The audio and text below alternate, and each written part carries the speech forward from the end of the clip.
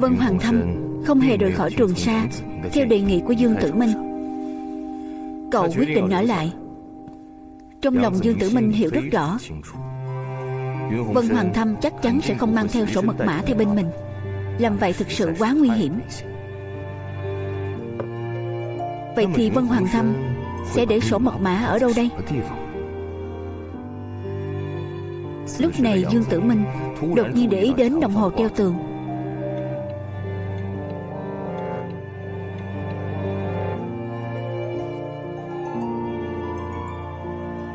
Rõ ràng số giờ không đúng. Lúc nẻo máy nhớ ra,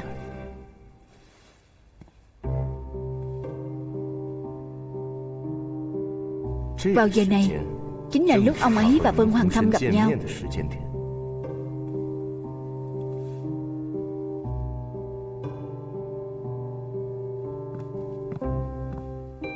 Lẽ nào Vân Hoàng Thâm đang nhắc ông ấy sổ mật mã nằm trong đồng hồ treo tường?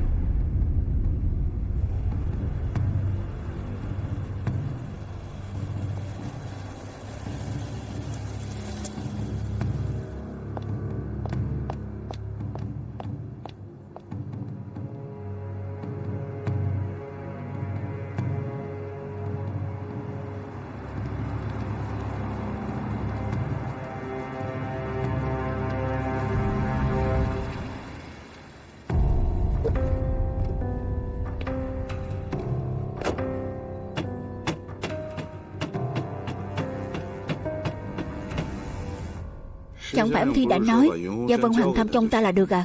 Sao lại quan tâm tới mấy chuyện bên lề thế? Đây không phải chuyện bên lề gì cả.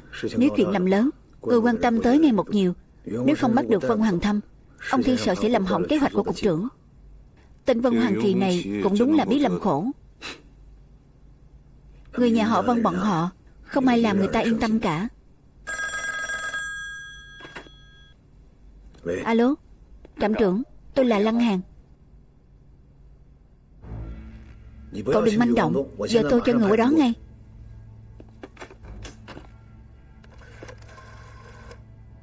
Trưởng phòng cung, có một công xưởng bỏ hoang cách giao lộ đường Tứ Bình và phố Hưng Hóa 200 mét về phía bắc. Lăng Hàn sẽ dụ Vân Hoàng Thâm tới đó. Lần hành động này của cậu là phải dẫn Vân Hoàng Thâm lành lặn về đây cho tôi. Nhớ lời tôi nói, tôi cần cậu ta lành lặn.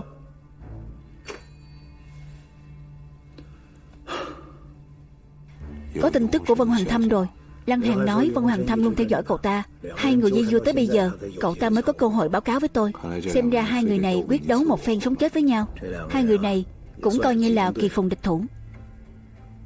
Phải xem vận may của ai tốt hơn.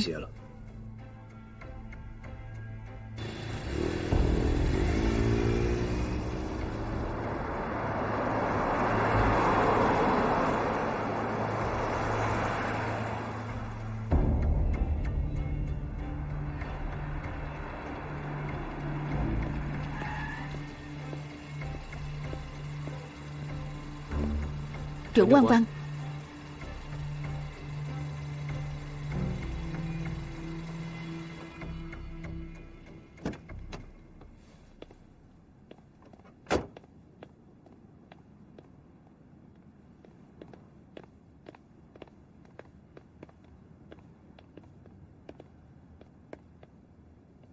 cô Văn, anh biết hết rồi ư? Tôi muốn hỏi cô một chuyện. Nếu tôi nhớ không lầm thì trước kia là các cô ép Tiểu Thâm gia nhập quân thống, tìm khóa bí mật giúp các cô phải không? Mới bao lâu mà các người đã trở mặt qua cầu đúc ván? Đây là quy tắc làm việc của quân thống các người ư? Phải không? Tôi đang nghĩ cách giải quyết chuyện này. Nghĩ cách gì? Tiếp tục nghe lời thầy cô, tiếp tục tìm bằng chứng Tiểu Thâm phạm tội ư? Cô nói gì đi chứ?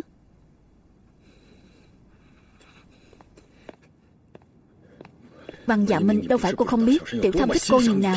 Ở quân thống cô là người duy nhất nó tin tưởng. Tôi không mong cô xem nó là tri kỷ. Tôi chỉ mong cô đừng nói giáo cho giặc để hại nó. Sao tôi có thể hại nấy được? Anh có thể làm bao nhiêu việc cho anh ấy thì tôi cũng có thể làm bấy nhiêu việc cho anh ấy, thậm chí là nhiều hơn. Quay đi. Cô không có tư cách nói câu này. Hai người, lẽ nào anh và Vân Hoàng Thâm có một căn cứ bí mật, là một khu vườn do quan đạo đài nhà Thanh xây dựng. Sau khi nhà Thanh sụp đổ, khu vườn đó bị bỏ hoang, không ai quản lý. Hồi nhỏ các anh thường xuyên tới đó chơi. Anh sẽ dẫn anh ấy đi bắt dế, chui lỗ chó, trèo cây, còn diễn hí kịch trên sân khấu. Đủ rồi. Được rồi. Tôi tin rồi. Tôi tin cô. Được rồi. Anh mau về đi. Tôi cam đoan với anh, tôi sẽ dốc hết sức mình cứu anh ấy. Vậy cô có cách không? Tôi vẫn chưa thể nói gì nhiều. Tóm lại, tôi đã có chút tiến triển rồi. Nhưng tôi lo sau khi bắt được anh ấy, ông thì sẽ lập tức đưa anh ấy đi. Vậy thì Vân Hoàng Thâm sẽ toi đời. Tuyệt đối không thể để ông Thi đưa anh ấy đến Trùng Khánh. Cô không phải lo. Tôi có cách. Để cấp cao gây áp lực, giữ Tiểu Thâm ở lại Trường Sa. Được. Tôi sẽ lập tức đi tìm trạm trưởng. Anh chờ tin của tôi.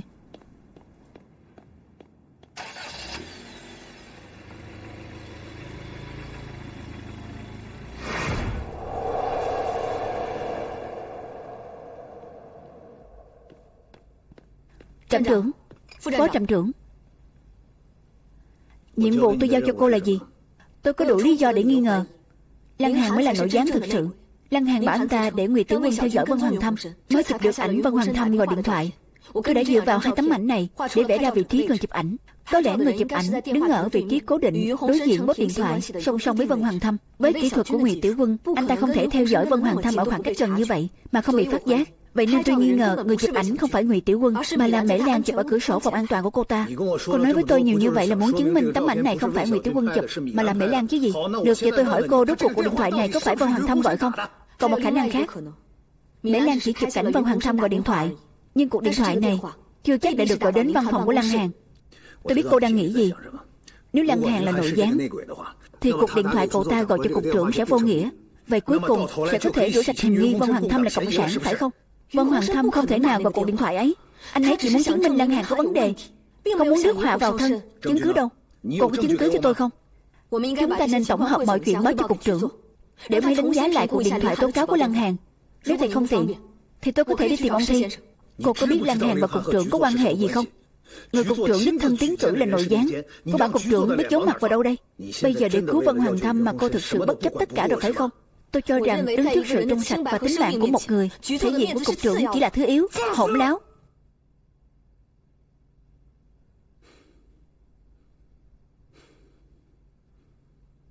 Trạm trưởng, ngài bớt giận đã. Ngài hiểu học trò của ngài mà. Cô ấy luôn ngay thẳng, giúp cấp trên nhận biết kẻ gian nịnh, giữ người tài lại. Như vậy cũng là trung thành với đảng và nhà nước, phải không?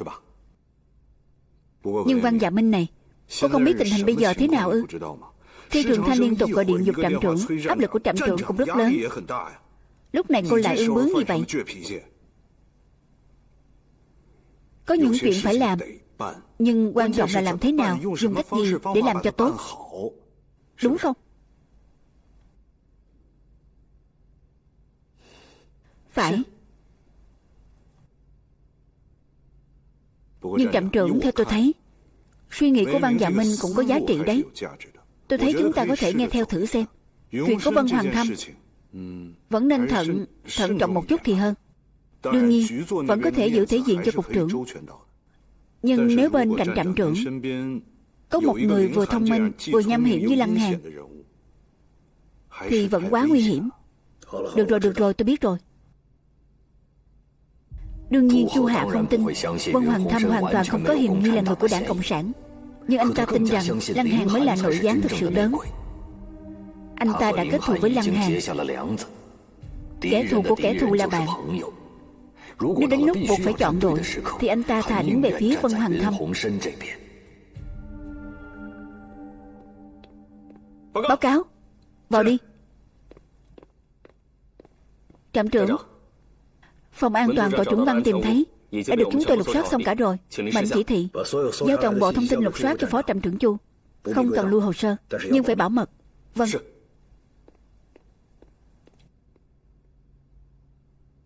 Cô cũng ra ngoài đi.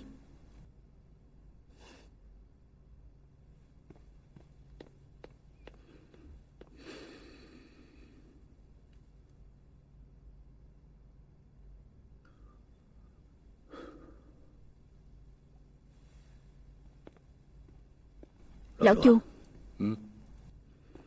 tôi nghĩ những gì cậu vừa nói rất chính xác. Tôi mong sẽ mau chóng thấy thành quả công việc của cậu. Nhưng tôi có một nguyên tắc, tôi hiểu. Ông Phi vẫn đang ở Trường Sa. Phải điều tra Mễ Lan và người đứng sau cô ta thật kín tiếng. Ngài yên tâm, tôi biết chừng mực. Sẽ không làm kinh động người không liên quan.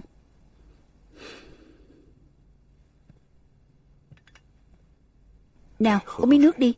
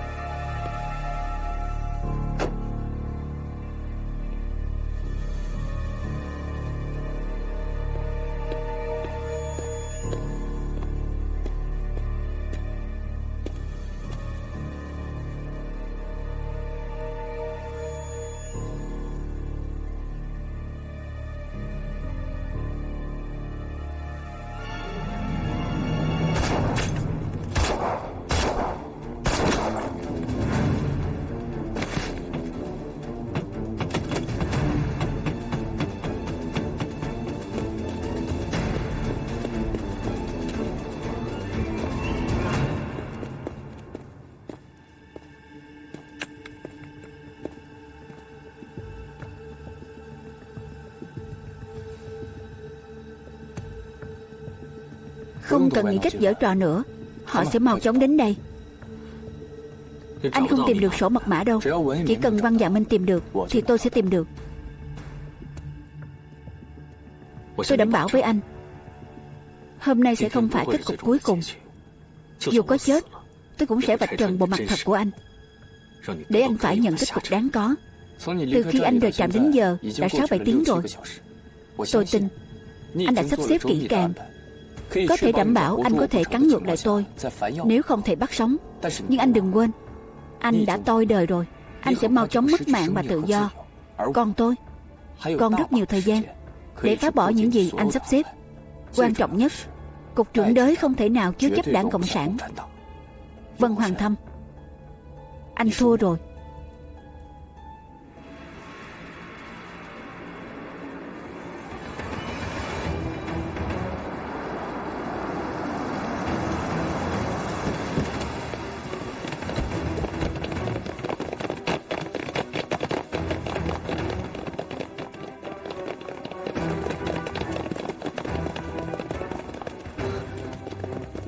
Vân Hoàng Thâm, cậu đã bị bao vây.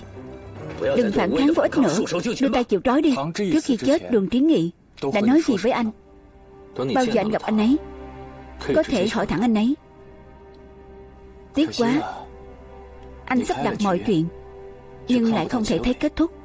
Nhưng kết thúc bỏ lửng chưa hẳn là chuyện xấu.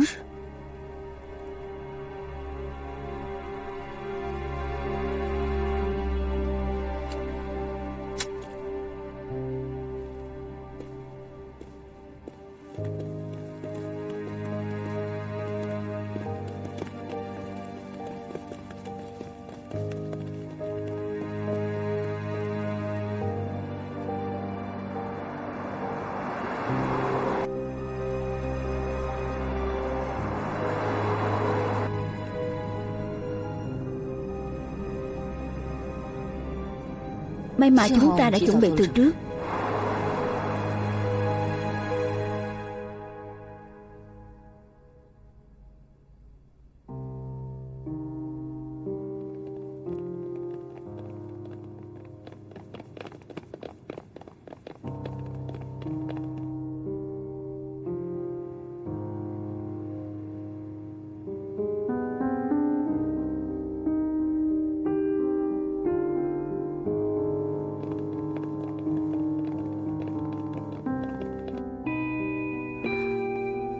Thầy à, cô đừng hòng. Tôi sẽ không cho cô gặp cậu ta đâu. Tôi bảo cô đi tìm sổ mật mã, cô lại lo lật lại bản án cho cậu ta. Cô lớn từng này rồi. Đây là lần đầu chống lại lệnh của tôi. Xin lỗi, đã khiến thầy thất vọng rồi. Tôi thất vọng không quan trọng. Nếu cục trưởng biết chuyện này thì cả đời này của cô coi như xong. Tôi không quan tâm. Tôi quan tâm. Tôi đưa cô về, cho cô đi học, đưa cô vào nghề. Tôi không muốn thấy cô bị tình cảm không thích hợp hủy hoại. Tôi mong cô sống có giá trị. Cô hiểu không? Xin lỗi. Đừng nói xin lỗi tôi. Cô về đi.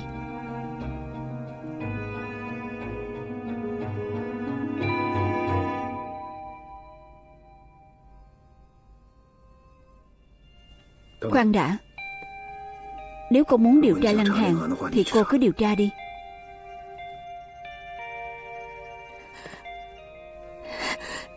Cảm ơn. Cảm ơn thầy. Sao anh tìm được tôi? Tôi đã theo cậu suốt dọc đường, xem hết màn biểu diễn đặc sắc của cậu. Là chú Dương bảo anh đến à? Đúng. Chú ấy muốn nói gì? Anh ấy muốn nói với cậu là cách cậu tự nghĩ ra không hề mà khớp với kế hoạch của anh ấy. Đầu tiên phải làm lớn chuyện, rồi khiến nhiều người theo dõi hơn. Chắc chắn Quân Thống sẽ kiêng dè. Vậy thì chuyện của Vân Hoàng Thâm chỉ có thể giải quyết công khai. Cậu nói xem cậu làm có tốt không? Tôi sắp xếp rồi. Mai còn phải diễn một vở kịch lớn. Người của Quân Thống muốn một tay che trời, không có cửa đâu. Phải trông cậy vào cậu rồi.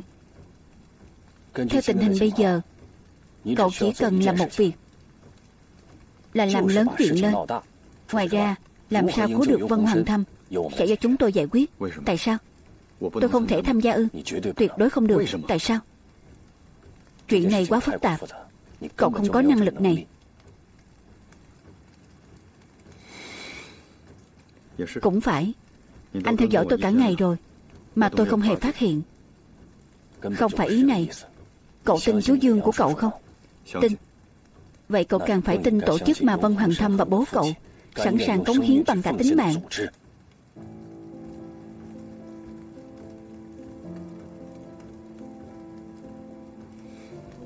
Được. Nhưng tôi cũng sẽ luôn chuẩn bị sẵn sàng. Biết đâu các anh lại cần đến tôi. Không phải biết đâu, mà là chắc chắn chúng tôi cần cậu. Thế này, trước khi chuyện này được xử lý xong, cậu khoan hẳn về nhà. Chỉ cần bắt được Vân Hoàng Thâm, Quân Thống sẽ chính thức tiếp quản nhà họ Vân và lục soát kỹ càng nhà họ Vân. Họ sẽ không cho cậu về nhà ở đâu. Cậu ở ngoài đi sẽ tiện hơn cho hành động của cậu và việc liên lạc của chúng ta. Đúng không? Được. Vậy cứ để họ lục soát đi. Nhưng có một điều kiện. Nếu họ dám đụng vào một viên gạch của nhà họ Vân, tôi nhất định sẽ khiến họ phải hối hận. Hối hận vì đã vào nhà họ Vân chúng tôi. Cứ làm vậy đi.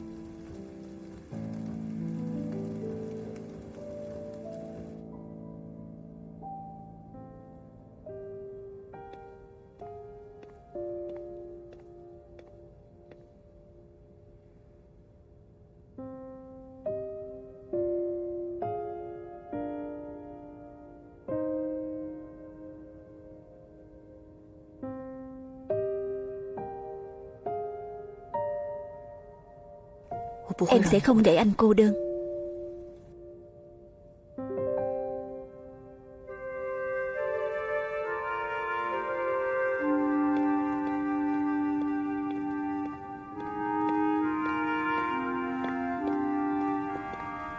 Tổ trưởng, sao cô vẫn chưa về? Không muốn về nhà? Chị sao rồi? Không sao chứ? Tổ trưởng Vân gặp chuyện, chắc chắn chị không dễ chịu gì phải không? Nếu cần giúp gì thì chị cứ nói. Phải bảo toàn bản thân thì mới giúp được người khác. Trong tình cảnh này, cô phải cẩn thận hơn. Tôi hiểu. Chị yên tâm đi. Để tôi chở cô một đoạn. Được.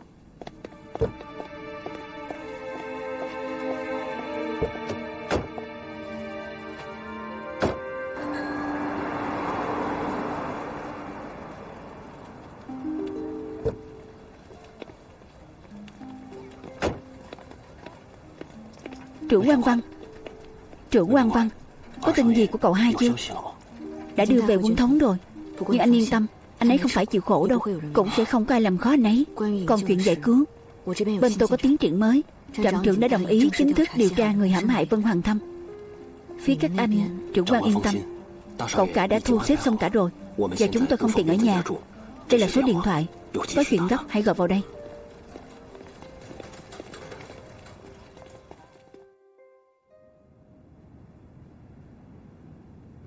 Một cặp khuy mang xét, không việc gì phải gọi một cuộc điện thoại. Tôi tin chắc chắn chiều hôm qua Kinh Vũ đã tiếp một vị khách. Cô ấy rất quen thuộc và tin tưởng.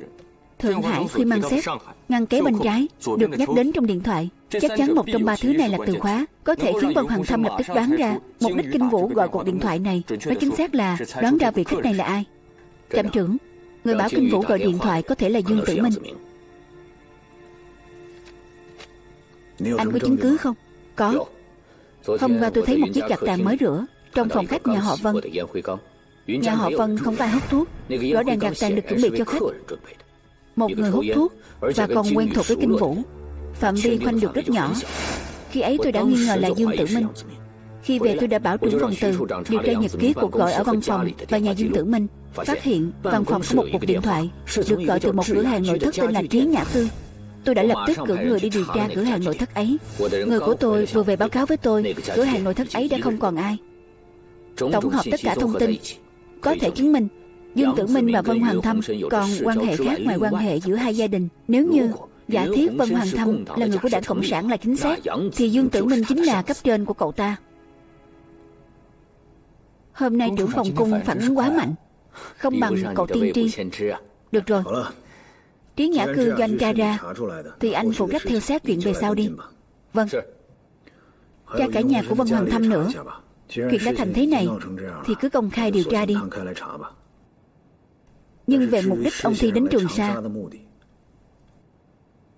e là phải khiến ông ấy thất vọng rồi. Mang đủ đồ chưa? Mang đủ cả rồi. Được. Nhớ chuyện tôi dặn cậu đấy. Trưởng phòng cung, tôi đi cùng anh. Trưởng phòng Lăng, sao hôm nay khách sáo thế? Bình thường toàn xen vào luôn mà. Tí nữa gặp. Đi.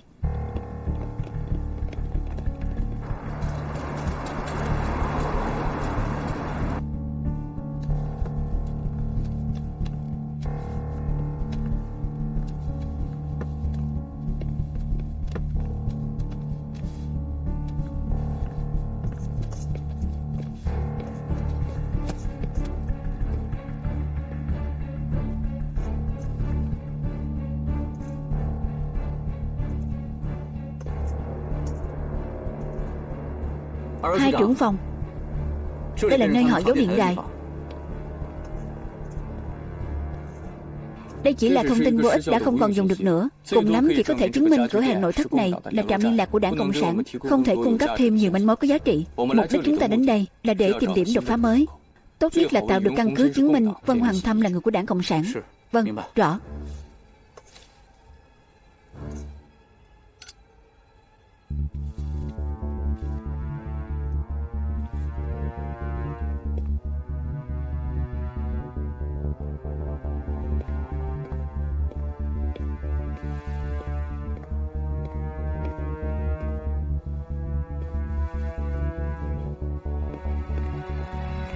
Nhíp.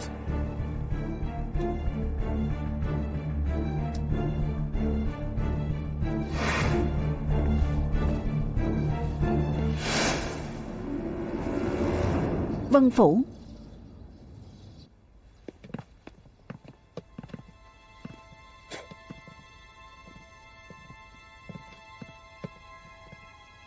Kiểm tra kỹ nhé.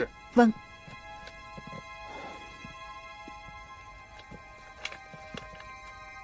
Có phát hiện gì không? Vẫn chưa có.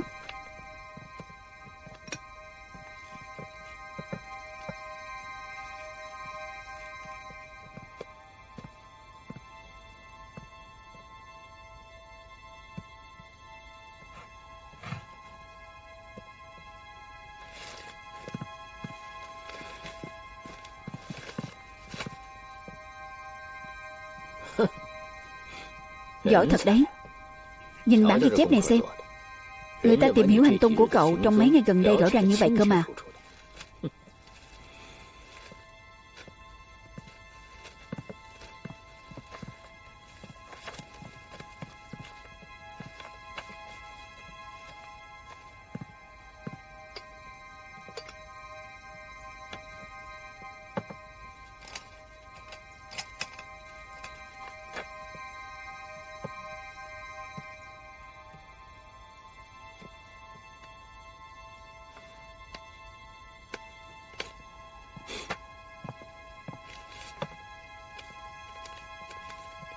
Chỉ cần trái tim vẫn còn đập, thanh xuân và tự do sẽ còn mãi.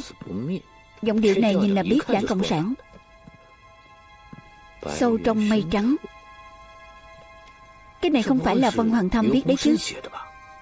Hồng Nhật, sách báo ngầm của Đảng Cộng sản tại Thượng Hải.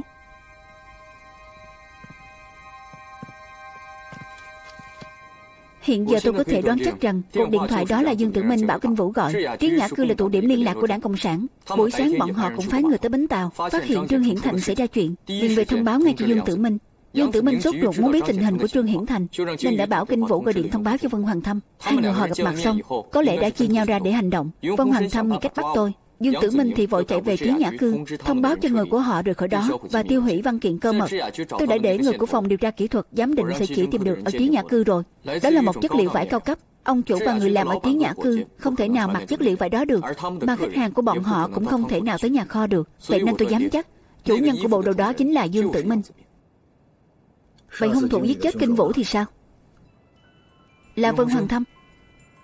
Anh ta về nhà tiêu hủy chứng cứ, bị Kinh Vũ nhìn thấy. Để che giấu bí mật của mình, anh ta chỉ đành giết người diệt khẩu. Ở hiện trường không có vết tích giằng co, có thể nhìn ra là Kinh Vũ tự mình đi vào. Mà trong khoảng thời gian đó, người xuất hiện trong thư phòng phải là Vân Hoàng Thâm hoặc Vân Hoàng Kỳ. Không thì Kinh Vũ tuyệt đối sẽ không bước vào thư phòng trong trạng thái không hề có chút cảnh giác nào. Như vậy không hợp lý. Cậu ta hoàn toàn có thể bảo Kinh Vũ đi chỗ khác, không nhất thiết phải giết cô ấy. Đúng, người chết có thể giữ bí mật, nhưng như vậy cũng sẽ mang tới hiểm nghi lớn hơn cho cậu ta. Vân Hoàng Thâm quay về là để xoay chuyển thế cục. Cậu ta không nhất thiết phải tìm một phiền phức lớn hơn cho bản thân. Chuyện xảy ra đột ngột, người của chúng ta vừa hay kịp tới vào lúc đó. Anh ta không có sự lựa chọn nào khác, nên chỉ đành giết người diệt khẩu thôi. Cậu hiểu rõ tâm lý của hung thủ thật đấy. Cũng chỉ là đoán thôi, còn cụ thể hơn thì còn phải có chứng cứ mới được.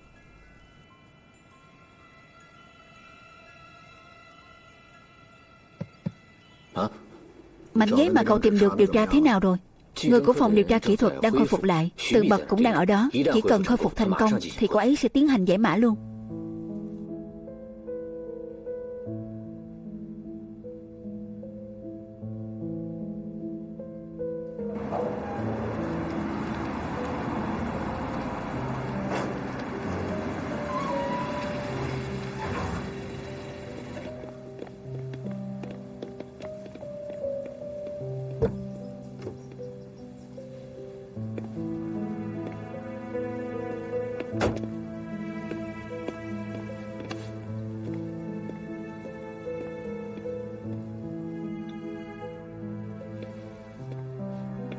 Bộ trưởng Dương,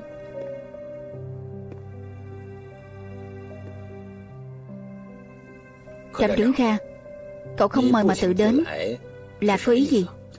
Làm phiền rồi. Có thể cho tôi xem một chút chiếc áo này của anh không? Chiếc áo này của tôi sao? Đúng vậy. Không vấn đề.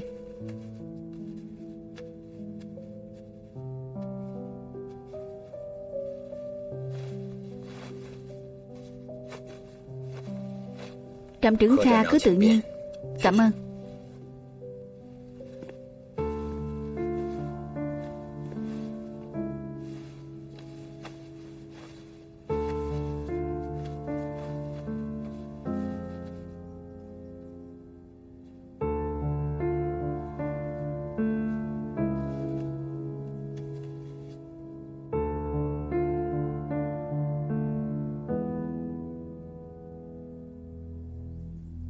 Không chút sơ hở nào.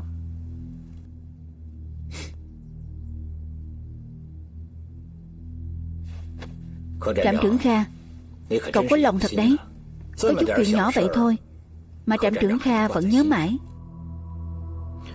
Bộ trưởng Dương, gần đây anh bận rộn quá nhỉ? Trạm trưởng Kha, tôi thật sự không hiểu, rốt cuộc cậu đang muốn nói gì đây? Được, vậy chúng ta nói thẳng vào vấn đề luôn. Trương Hiển Thành tới Trường Sa là có nhiệm vụ gì? Trương Hiển Thành? Trương Hiển Thành là ai? Chúng ta đều là người trưởng thành cả, hà tất phải giả vờ không biết chứ? Tôi không giả vờ không biết, mà tôi không biết thật đấy. Được, vậy để tôi kể lại rõ ràng sự việc cho anh nghe. Trương Hiển Thành tới Trường Sa thực hiện nhiệm vụ bí mật, mà anh chính là người liên hệ với hắn ta. Lúc hắn ta xảy ra chuyện ở bến tàu, Trí Nhã Cư đã ngay lập tức gọi điện báo cáo lại với anh. Vì muốn biết thêm thông tin liên quan tới Trương Hiển Thành, nên anh đã tới nhà họ Vân. Anh bảo kinh vũ nhà họ Vân gọi điện cho Vân Hoàng Thâm, muốn gọi cho cậu ta về để gặp mặt nói chuyện. Thông qua những tin tức mà Vân Hoàng Thâm nói, anh biết tất cả những người ở đây giờ đều đã bị bại lộ rồi. Vậy nên anh bảo Vân Hoàng Thâm và người của Trí Nhã Cư lập tức rời đi. Trí Nhã Cư giờ không còn một ai, mà Vân Hoàng Thâm lại một lòng muốn bắt Lăng Hàn, nên cậu ta không nghe theo lệnh của anh. Hiện giờ đã bị chúng tôi bắt được rồi. Còn về việc anh vẫn ở lại, anh không vì thứ gì khác. Anh muốn cứu Vân Hoàng Thâm ra trước khi sự tình diễn biến xấu đi. Vậy nên anh, Vân Hoàng Thâm, Trương Hiển Thành, còn cả người của Trí Nhã Cư, tất cả đều là đảng Cộng sản. Câu chuyện hay lắm, tình tiết rất ổn. Nhưng mà Trạm trưởng Kha, tôi muốn hỏi cậu một câu. Những điều cậu vừa nói, cậu có chứng cứ không? Chứng cứ có quan trọng không? Thật ngại quá, chút nữa thì tôi quên. Quân thống các cậu vụ an giá họa người khác, trước giờ đều không cần dùng bằng chứng, không phải sao? Chứng cứ hay không chứng cứ đều không quan trọng. Tôi chỉ muốn biết, nếu tôi đem những lời khi nãy tôi nói với anh báo cáo với cấp trên, anh đoán xem họ sẽ có phản ứng gì? Hình như mấy hôm trước tôi cũng nghe được một câu chuyện cười. Cậu có một cấp dưới tên là Lăng Hàn đúng không? Nghe nói cậu ta là gián điệp của Nhật Bản. Tôi cũng không biết. Nếu như ngài Trần Đạp Phu biết được chuyện này, thì ông ấy sẽ có phản ứng gì đây?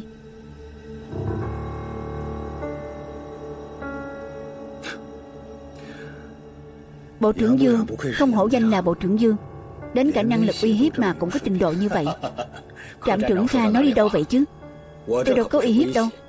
Tôi chỉ đang thuật lại sự việc thôi. Trạm trưởng Kha, mời dùng trà. Không cần đâu, tôi còn có việc cần làm. Tôi xin phép, tạm biệt.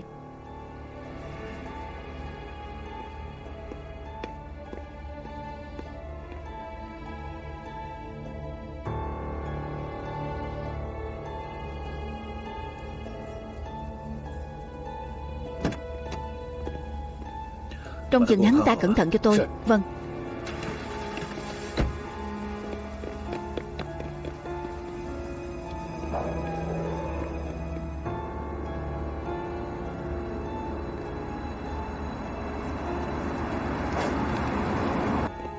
Không có ai theo dõi anh chứ?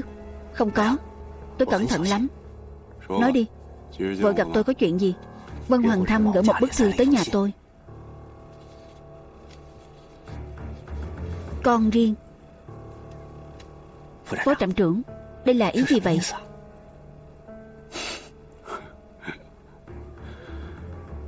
Một người trẻ tuổi thông minh như vậy, thật là không nỡ để cậu ta chết.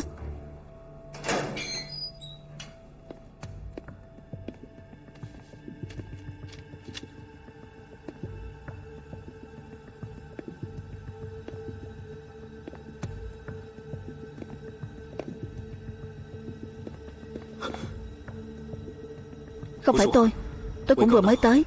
Đạn trong súng của tôi vẫn còn đầy. Không tin thì cậu kiểm tra đi.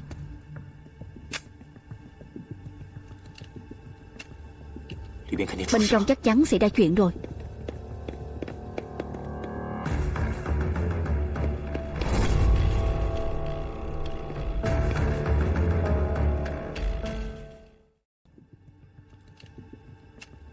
Chắc chắn bên đó xảy ra chuyện rồi.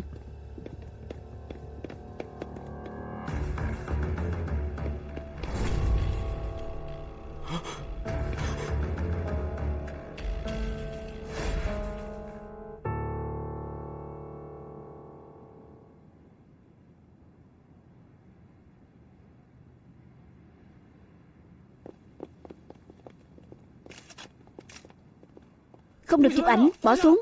Mời mọi người lập tức rời khỏi đây. Vì sao các người lại bắt người nhà họ Vân? Người nhà họ Vân từng nhiều lần quyên góp cho chính phủ quốc dân. Bộ quân phục trên người các người bao gồm cả những viên đạn bắn vào người của mình, đằng sau đó cũng có tên tuổi người nhà họ Vân. Sao các người có thể làm thế chứ? Đúng vậy, mau thả người ra. Các người có tư cách gì mà bắt giữ người nhà họ Vân? Lập tức rời khỏi đây. Đừng chụp ảnh nữa. Mau thả người ra. Mau đi đi. Chúng tôi có quyền tự do phỏng vấn. Đây là thứ con muốn sao? Đây là ý dân, cũng là sự thật.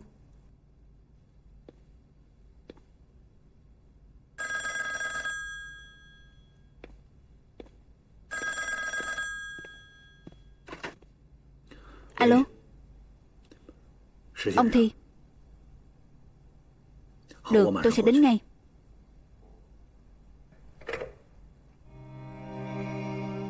Khách sạn Trường Sa. Rõ. Tôi hiểu.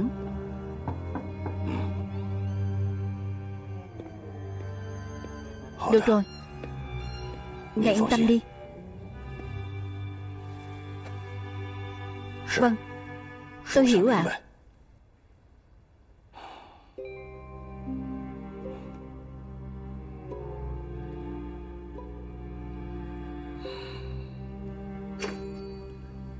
Ông Thi, ông tìm tôi à? Vân Hoàng Thâm và Dương Tử Minh sợ là không thể đưa họ về Trùng Khánh được rồi. Tại sao? Lúc trước bà tưởng nợ Vân Mộ Chi một ân tình. Cấp trên có vợ của một trưởng quan, là học trò của Vân Thời Ngạn. Hơn nữa bà ấy cũng rất có tiếng nói trước mặt bà tưởng. Sáng sớm nay, vợ của trưởng quan này đã chạy đến chỗ bà tưởng làm loạn lên, nói bóng nói gió, ý là không những không báo đáp ân tình này, ngược lại có hơi giống như hoa cậu đúc ván, làm cho bà tưởng cảm thấy rất là mất mặt, rất không vui. Thế nên phía ủy viên trưởng đã thật ra nói về vấn đề này. Quan trọng là thời điểm đó, vì xét đến sức ảnh hưởng của nhà họ Vân, nên cục trưởng đã định giải quyết vấn đề này trong âm thầm, đợi sau khi lấy được chứng cứ rồi nói sao. Nhưng anh nói xem bây giờ loạn tới mức cưỡi hổ khó xuống. Vậy ý của cục trưởng là không thể giữ hai người này lại được. Nhưng tình hình hiện tại, nếu mà làm căng thì mọi người đều rất khó coi. Nói đi nói lại vẫn chỉ thiếu bằng chứng. Anh nói xem, nếu mà có bằng chứng, chẳng phải chuyện này sẽ dễ giải quyết hơn sao? Ủy viên trưởng vẫn rất tin tưởng xếp đới. Ý của ông ấy là dù thế nào đi nữa cũng cần phải có được một vài bằng chứng. Trạm trưởng Kha, hình như anh muốn nói gì với tôi hả? Lần này ông đến Trường Sa có gặp được Lăng Hàn chưa? Anh nói thế cũng nhắc nhở tôi đấy. Tên Lăng Hàn này cũng muốn đến gặp tôi. Anh cứ nói đi, Lăng Hàn làm sao? Dạo này tên Lăng Hàn đó thay đổi rất nhiều, ngay cả tôi cũng không thể nhìn thấu được cậu ta. Hơn nữa tôi phát hiện được một chuyện rất kỳ lạ. Hôm qua không phải tôi đã đi tìm Dương Tử Minh sao? Qua lời nói của Dương Tử Minh, thấy có vẻ rất quan tâm tới Lăng Hàn. Theo như tôi biết thì trước đó cả hai hẳn là không liên quan gì đến nhau cả. Hơn nữa Dương Tử Minh vừa trở lại Trường Sa, sao ông ta lại đột nhiên có hứng thú với Lăng Hàn như thế chứ? Giống như Lăng Hàn tự dưng có hứng thú với Vân Mộ Chi vậy đó.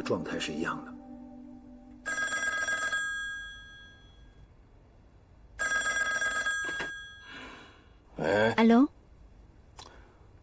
Sao lại gọi đến đây rồi? Tìm anh đấy. Alo.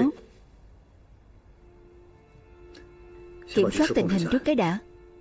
Nghe tôi nói, kiểm soát tình hình trước đã, để tôi về rồi nói. Lại xảy ra chuyện gì nữa rồi? Vân Hoàng Kỳ này cũng bắt đầu gây rối rồi. Bây giờ cậu ta kêu người khiêng quan tài đến trạm đón xác Kinh Vũ.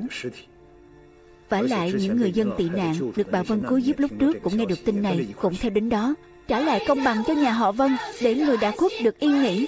Trả lại công bằng cho nhà họ Vân, để người đã khuất được yên nghỉ. Trả lại công bằng cho nhà họ Vân. Phó trạm trưởng Chu, Quân thống các người cứ nhất quyết nói Vân Hoàng Thâm liên quan đến vụ án chưa thể tiết lộ. Vụ án không thể tiết lộ là thế nào chứ? Chúng tôi không hiểu nổi. Chúng tôi cũng không có năng lực đổi trắng thay đen như Quân thống các người. Kinh Vũ đắc tội với ai đâu. Cô ấy đã chết rồi. Các người không đi tìm hung thủ là ai, mà ngược lại cứ giữ mãi thi thể của cô ấy. Các người quá đáng quá. Người chết là lớn nhất, tại sao không thể cho cô ấy được chôn cất yên nghỉ? Về việc hung thủ giết Kinh Vũ là ai, chúng tôi đang truy tìm. Ngoài ra chúng tôi không cố tình giữ thi thể cô ấy. Vẫn còn một số thủ tục phải làm nữa. Thủ tục gì? Phải làm bao lâu? Anh không trả lời tôi. Điều này không thể làm tôi yên tâm được.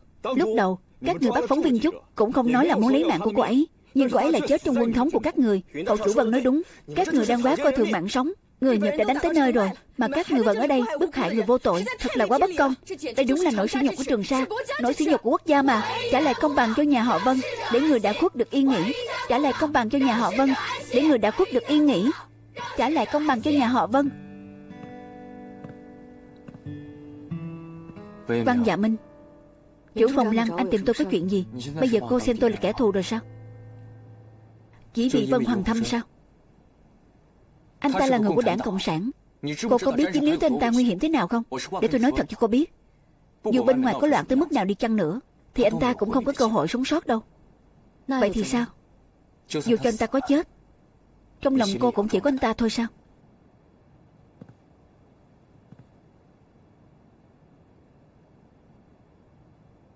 Là anh đã giết Kinh Vũ đúng không? Chuyện này liên quan gì tới tôi? Vậy cuộc sống riêng tư của tôi liên quan gì đến anh?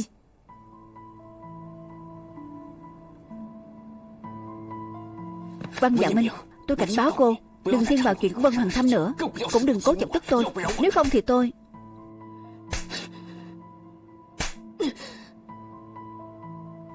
Anh nghĩ anh là ai? Anh có quyền gì can thiệp vào đời sống riêng tư của tôi? Cái gì mà đừng chọc tức anh? Tôi hoàn toàn không quan tâm. Hơn nữa anh đã chọc giận tôi rồi. Anh có muốn biết hậu quả sẽ ra sao không? Ra ngoài.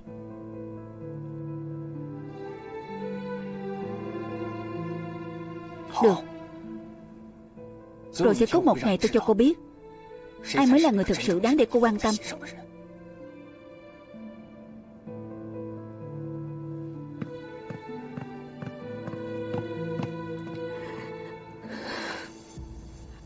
Phòng giam. Nếu lúc đó anh hiểu được ẩn ý trong lời nói của Trương Hiển Thành, thì đã không rơi vào bước đường này. Anh không cần phải dò hỏi tôi. Chuyện đã đến nước này, hẳn là anh biết rõ. Tôi không thể cho anh bất cứ thứ gì anh muốn đâu, dù là vì Văn Dạ Minh nào. Nếu tôi là anh, tôi đã sẵn sàng thừa nhận rồi, tránh để liên lụy đến những người không nên liên lụy. Vì muốn cứu mạng anh mà Văn Dạ Minh cố tình tiết lộ tin tức của anh cho người khác. Bây giờ phóng viên, học sinh của trung học nữ sinh, bao gồm vợ của nhiều quan chức cấp cao, còn có dân tị nạn đều chặn lối vào trạm làm loạn. Nếu tiếp tục điều tra chuyện này, chắc chắn cô ấy sẽ bị dính vào. Anh cứ đến chết cũng không hé răng. Có thấy xứng đáng với cô ấy không? Còn Vân Hoàng Kỳ nữa, anh viện cớ nghỉ ngơi dưỡng sức để đưa anh ta đi, chẳng phải là muốn bảo vệ anh ta khỏi nguy hiểm à? Nhưng bây giờ anh ta vẫn bị liên lụy rồi. Anh có biết bây giờ anh ta đang làm gì không? Anh ta đang khiêng quan tài làm loạn bên ngoài đấy. Anh sốt ruột rồi. Nói liền một tràng như vậy đúng là làm khó anh quá. Anh vẫn thích hợp giả vờ lạnh lùng độc đoán hơn. Kể từ khi anh đứng trước mặt tôi, truy hỏi tôi, anh đã thua rồi. Bởi vì anh đã lộ ra điểm yếu của mình. Kiểu người như anh sao có thể có điểm yếu chứ? Tôi đã chẳng còn gì nữa rồi, không có gì để mất nữa. Nhưng anh thì khác. Anh phải che giấu quá nhiều bí mật. Còn cả những dục vọng không thể diễn tả bằng lời đó đều là điểm yếu của anh. Nếu để đối thủ của anh biết, Lăng Hàn đó không còn là Lăng Hàn nữa.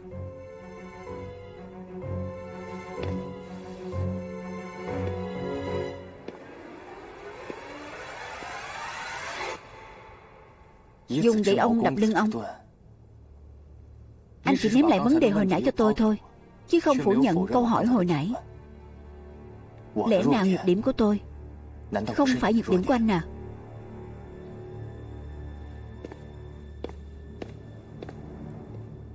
Có lẽ tôi sẽ tha cho Văn Dạ Minh, nhưng Vân Hoàng Kỳ thì...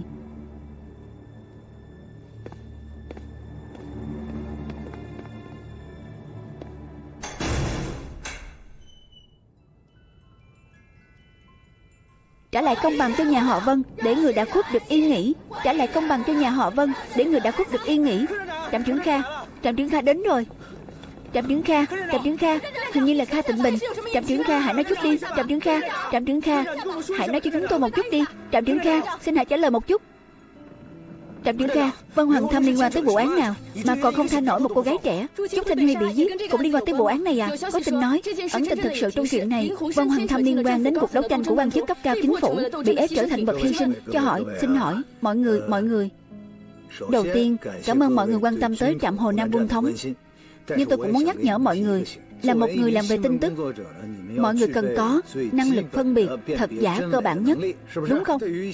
Mọi người phải chặn lại ngay một vài thông tin thất thiệt, nếu không sẽ gây ra sự rối loạn không cần thiết.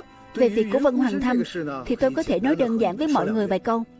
Cậu ấy không hề liên quan đến những cuộc nội đấu gì đó, càng khỏi nói sẽ thành vật hy sinh gì đó.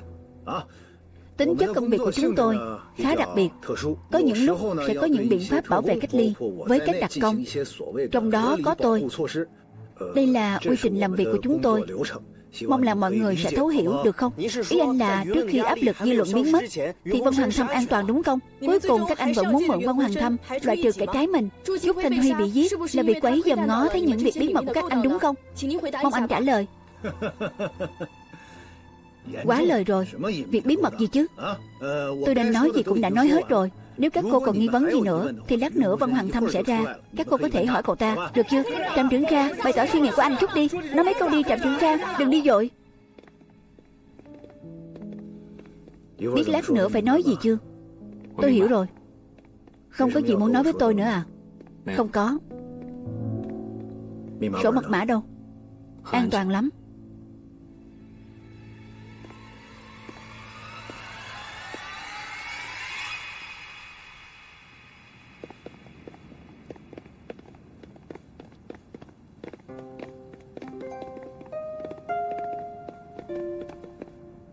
Trả lại công bằng cho nhà họ Vân.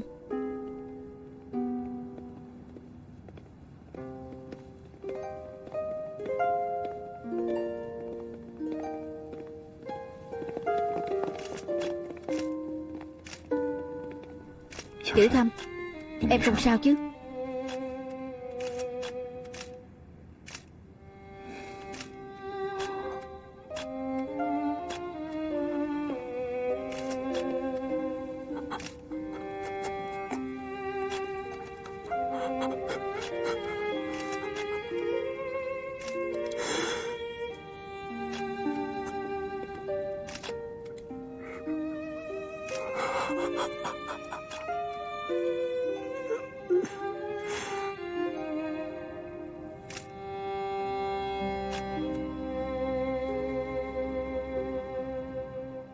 Muộn nhất là tối mai ông Thi sẽ rời Trường Sa. Trong thời gian này mọi người chỉ có một nhiệm vụ, đó là tìm chứng cứ. Thế trọng điểm là tìm hay là phải chứng minh chính là cậu ta? Anh nghĩ sao? Lần này ông Thi đến Trường Sa là theo lệnh của cục trưởng. Nếu mấy tay không trở về thì ai cũng không đẹp mặt cả. Mọi người chỉ có một ngày thôi, liệu mà làm đi.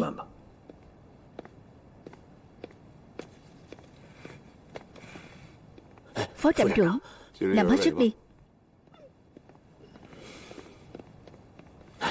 Sao tôi không hiểu vậy? Cậu có hiểu không?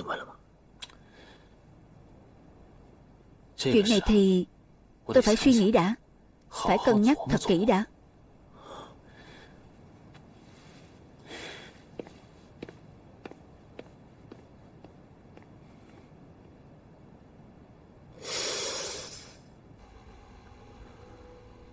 Tôi lo Dương Tử Minh đã nói chuyện Lăng Hàn bị nghi là gián điệp Nhật cho Trần Lập Phu rồi.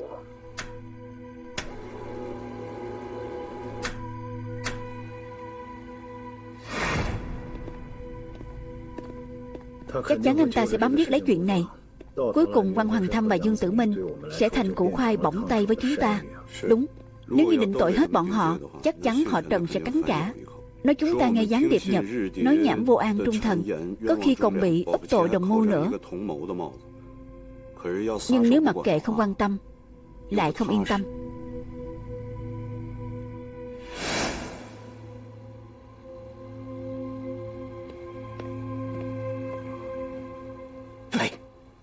Anh làm tôi sợ chết khiếp. Nghe được gì hay ho rồi? Đang nghe biên bản thẩm vấn Lăng Hàn. Cái tên này muốn hai tên kia nói ra chút gì bất lợi cho Vân Hoàng Thâm, vừa ám chỉ vừa dụ dỗ.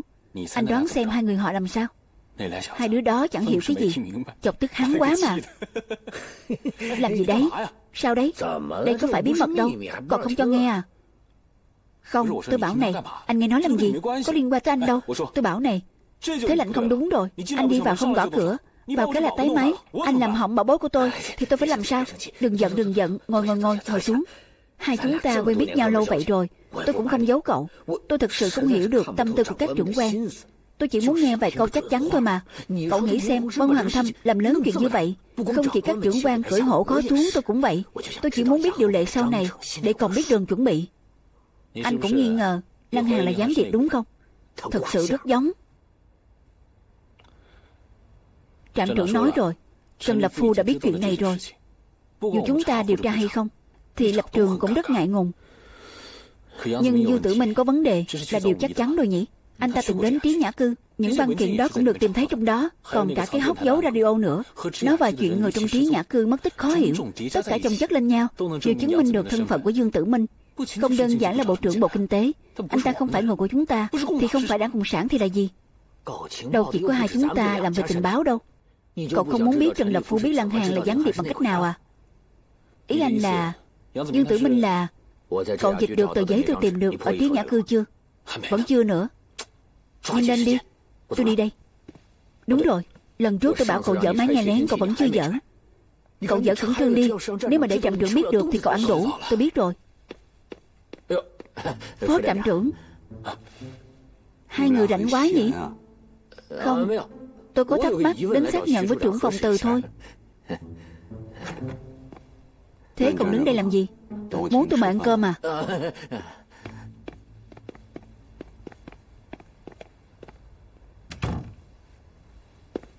Phó trạm trưởng, đây, anh ngồi đi. Bắt đầu đi.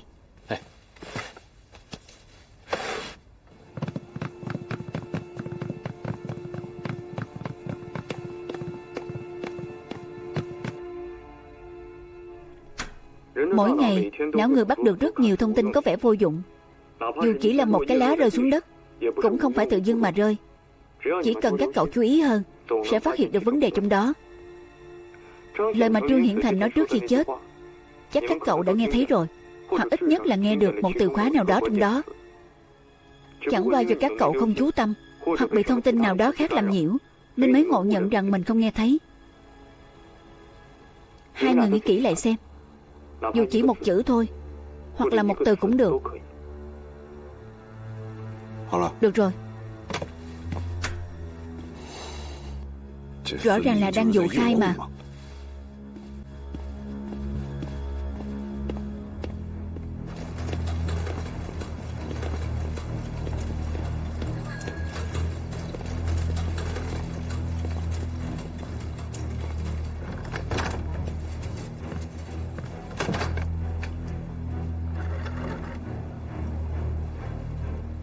Nói máy tới dinh thự nhà họ Vương cho tôi.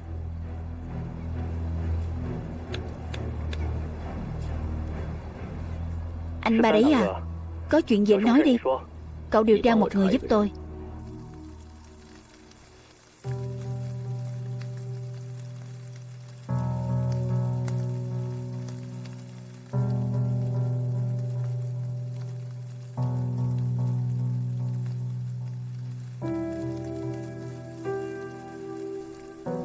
Tiểu Thâm, anh luôn cảm thấy sau lưng lạnh toát, cứ như có người đang nhìn anh vậy. Ở 50 mét phía sau lưng anh, có người đang nhìn anh.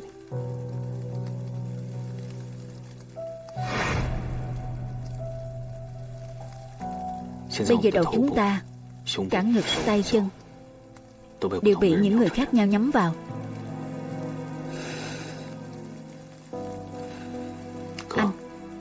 Anh về trước đi. Bảo vệ tốt bản thân, đừng manh động. Tạm thời họ không làm gì em đâu. Họ chỉ giam lỏng em và chú Dương cùng nhau thôi. Tiểu Thâm, tối qua anh nghe thư ký Ngô nói chú Dương sẽ nghĩ cách cứu em. Nhưng bây giờ chú Dương cũng bị người quân thống giam rồi. Chuyện này là sao vậy? Anh không hiểu. Các em đã bàn nhau chuyện này à? Tất nhiên là không. Chắc chú ấy cũng bị Lăng Hàn gài bẫy rồi. Nhưng em phải gặp được chú ấy đã. Anh đừng quan tâm chuyện này nữa. Coi như em xin anh. Hai chúng ta cũng phải có một người sống chứ. Em nói gì? Vân Hoàng Thâm, em nhìn anh. Nhìn anh. Em thấy có thể không? Em bảo anh mặc kệ em, còn anh tham sống sợ chết. Có thể không?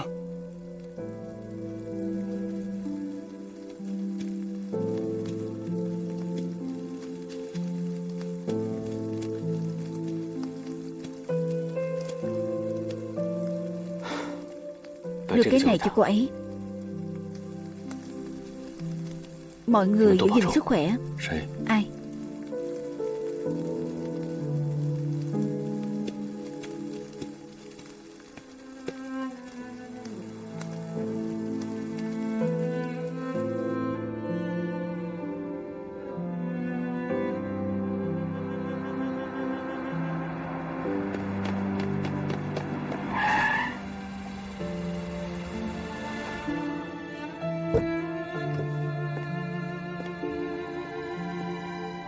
Trưởng Văn Văn.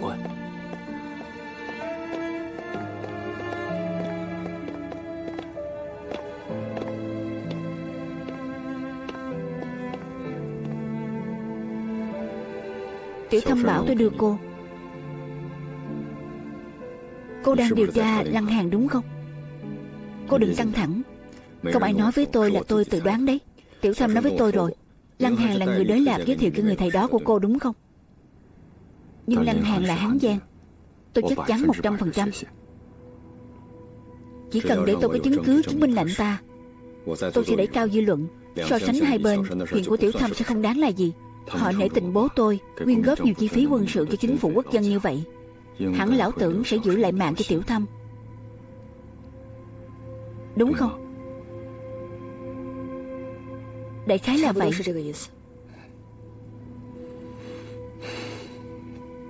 Chúng ta phải hợp tác. Tôi thấy được. Trên đời này chỉ có hai chúng ta có thể bất chấp mọi giá để cứu Tiểu Thâm. Cô không cần lo. Tôi sẽ không làm chuyện quá mất trọng tâm, quá mất cơ mật. Chắc chắn tôi sẽ có cách tìm ra Tông Phương. Chỉ cần Tông Phương mở lời, quan hệ giữa anh ta và Lăng Hàn, tung tích của khóa bí mật đều sẽ rõ ràng.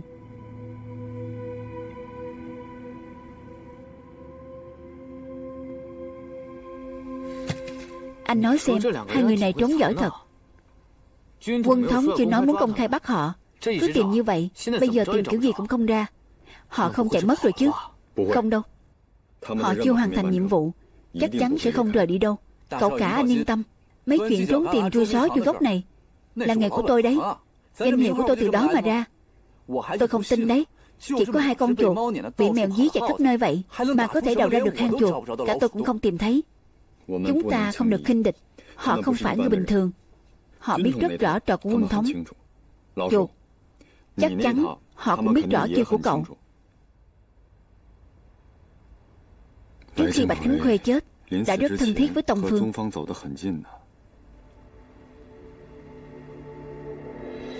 Cậu chủ, anh nghĩ ra gì rồi đúng không? Thỏ khôn có 3 hang, con cáo dài như Bạch Khánh Khuê chắc chắn không chỉ có 3 hang ổ. Tông Phương đó có thể mua chuộc tâm phúc lục tự của Bạch Khánh Khuê. Vậy thiết nghĩ Tông Phương cũng biết rất nhiều bí mật của Bạch Khánh Khuê. Vậy thì rất có thể Tông Phương cũng biết hang ổ của Bạch Khánh Khuê. Vậy tức là Tông Phương này rất có thể đang trốn ở chỗ của Bạch Khánh Khuê. Khả năng này rất lớn. Tiểu Hoàng, cậu điều tra tài khoản của Bạch Khánh Khuê giúp tôi, nhất là khoản nợ xấu nợ khó đòi. Nếu ông ta mua bán nhà đất, chắc chắn sẽ tiêu tiền. Chỉ cần tiêu tiền thì sẽ có hóa đơn và giao dịch qua lại. Bạch Khánh Khuê không muốn người khác biết, chắc chắn sẽ đụng tay vào sổ sách. Được, tôi sẽ về điều tra. Chuột, cậu đi phát động anh em của cậu, xem chỗ nào có nhà trống, nhà trống nào có người vào quét dọn định kỳ. Chuyện này không khó chứ.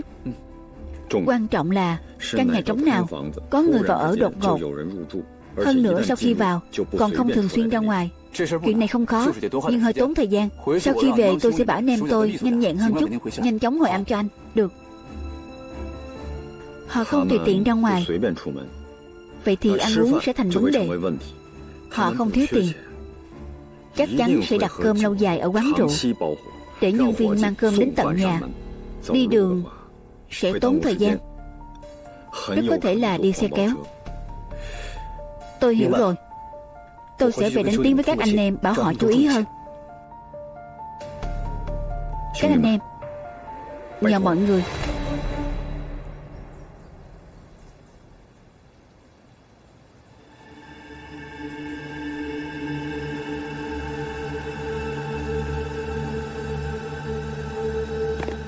Lục soát kỹ càng cho tôi.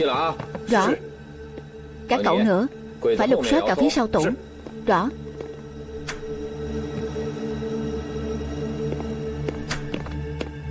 Sao rồi? Đã sẵn sàng rồi.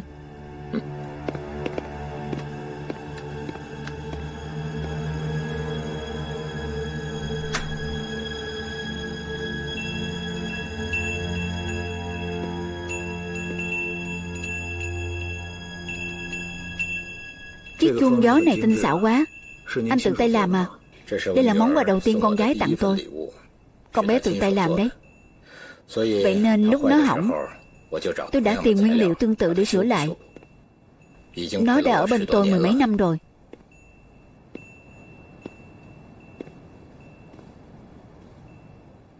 Theo tôi biết, anh có 2 người con trai du học nước ngoài, nhưng chưa từng nghe anh nhắc đến anh còn một cô con gái.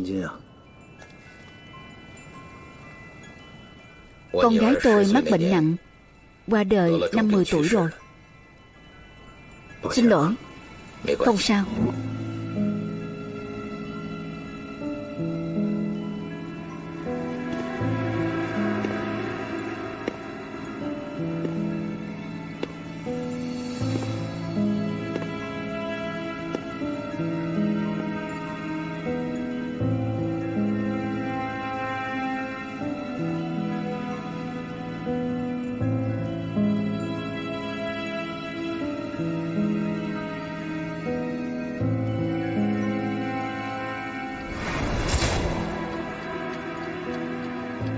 Trong lòng Tha Tịnh Bình hiểu rõ, Vân Hoàng Thâm đã quyết định không rời khỏi Trường Sa, thì chắc chắn sẽ không mang theo sổ mật mã bên mình. Cậu ta sẽ giấu nó ở đâu, và để lại cho ai?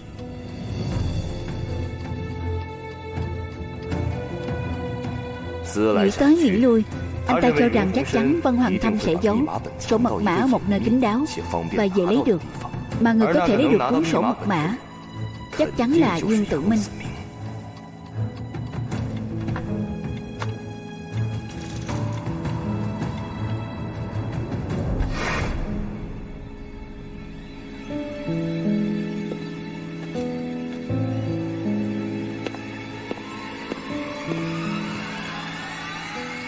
Sổ mật mã nằm trong tay anh à?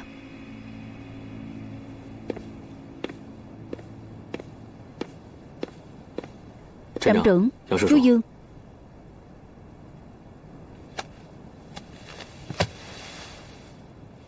Chúng ta đã không đánh cờ với nhau suốt 10 năm rồi nhỉ?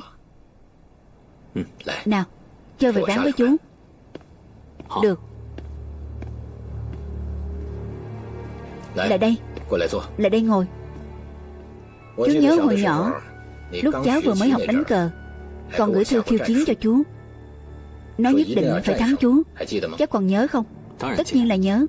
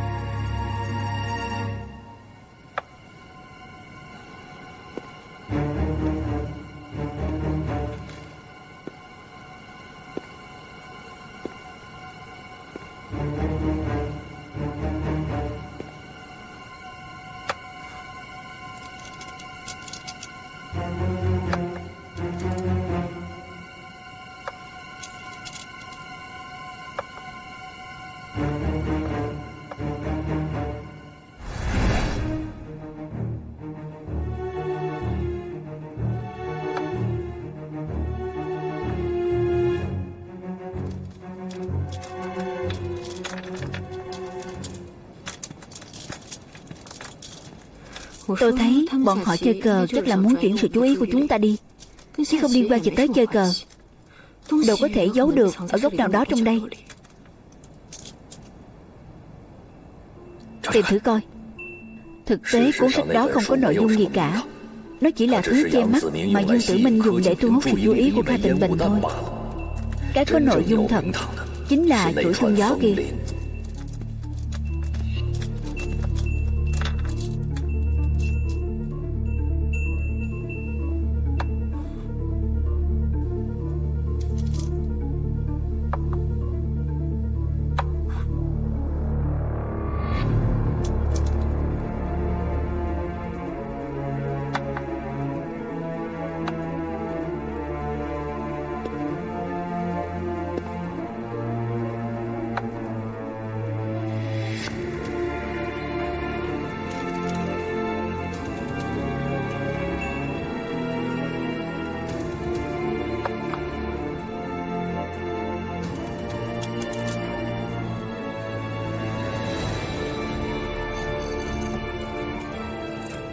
Chú đã sắp xếp mọi thứ, giúp cháu thoát thân. Mong cháu sau này trân trọng, đừng phụ sự phó thác của chú và Mộ Chi.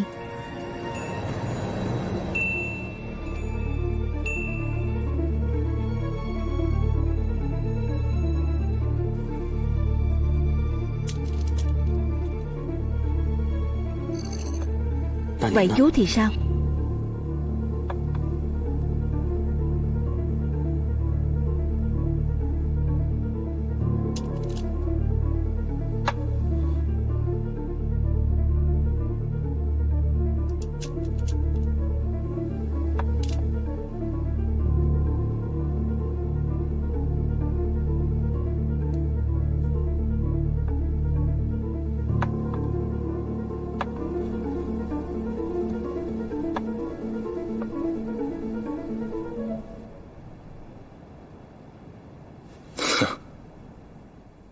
Chú bị bao vây rồi.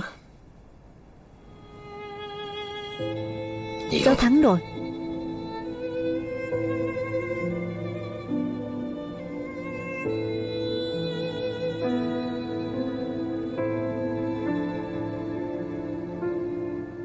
Tối qua cháu chưa ngủ đủ, cháu đi nghỉ ngơi trước.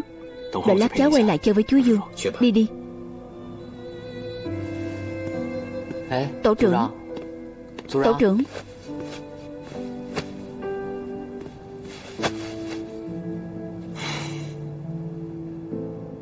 Mình không thể để chú Dương chết thay mình. Mình phải nghĩ cách để chú ấy không bị kéo vào. Mễ Lan đã không đi làm mấy ngày rồi. Tôi gọi điện tới nhà cô ấy cũng không ai nghe. Có phải cô ấy xảy ra chuyện gì rồi không? Bệnh viện các chị còn bác sĩ và y tá nào đến từ bệnh viện Nhân Ái không? Có điều đều các khoa khác nhau. Nhiều cái tôi cũng không rõ. Tuy tôi đã làm ở bệnh viện Nhân Ái nhiều năm, nhưng mỗi khoa đã có rất nhiều y tá. Tôi không thể quen biết hết được, nhất là loại trẻ nhất đó. Anh còn liên lạc được với những người trước kia quản lý nhân sự bệnh viện Nhân Ái không? Có một người, lúc hỏa hoạn cậu ấy bị bỏng khá nặng, đến nay vẫn chưa khỏi.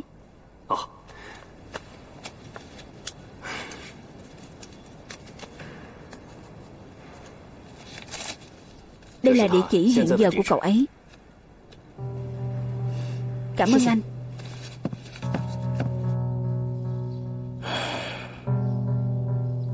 Tốp y tá cuối cùng tới bệnh viện Nhân Ái.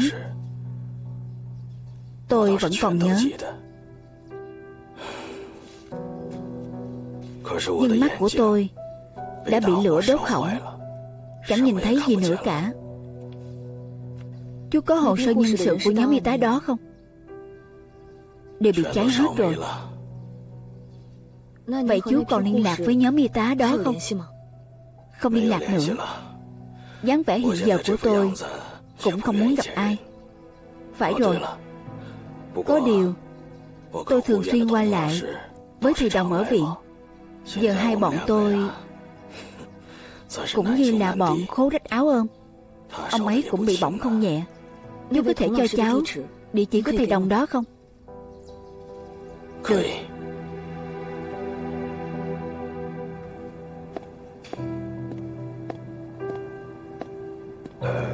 Tôi chưa từng dạy Mễ Lan nên không hiểu rõ cô ấy lắm. Có điều tôi biết một chuyện của cô ấy. Chuyện này nói ra thì cũng không dễ nghe lắm. Trong trường chỉ có mấy người biết, nhưng chẳng ai dám nhắc tới. Tổ trưởng Văn, trạm trưởng không có ở đây.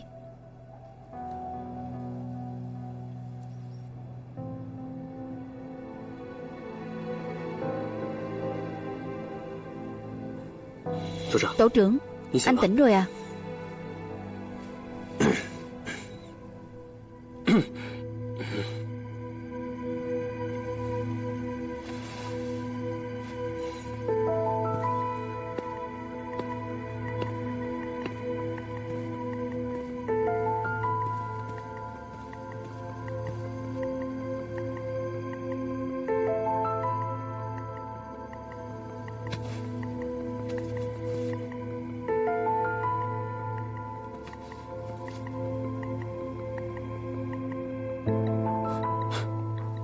Chú Dương, chỗ chú vẫn còn bức ảnh này à?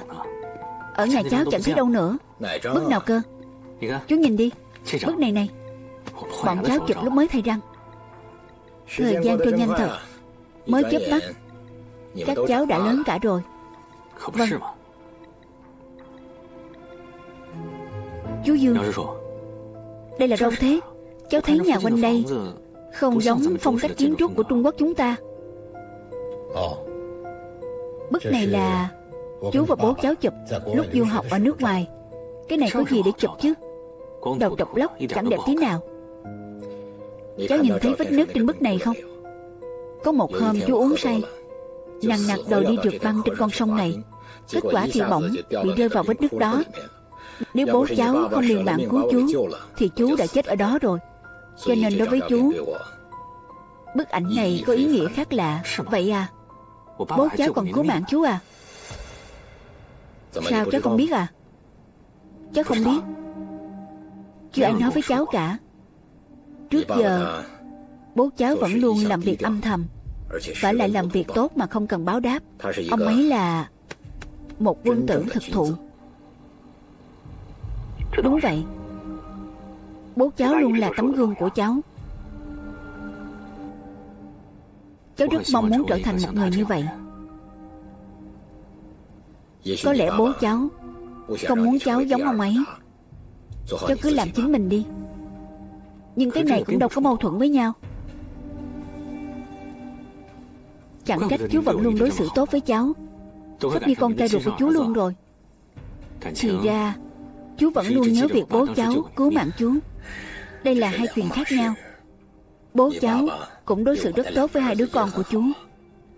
Có chút chuyện rất nhạy cảm, không tiện giải đáp sâu.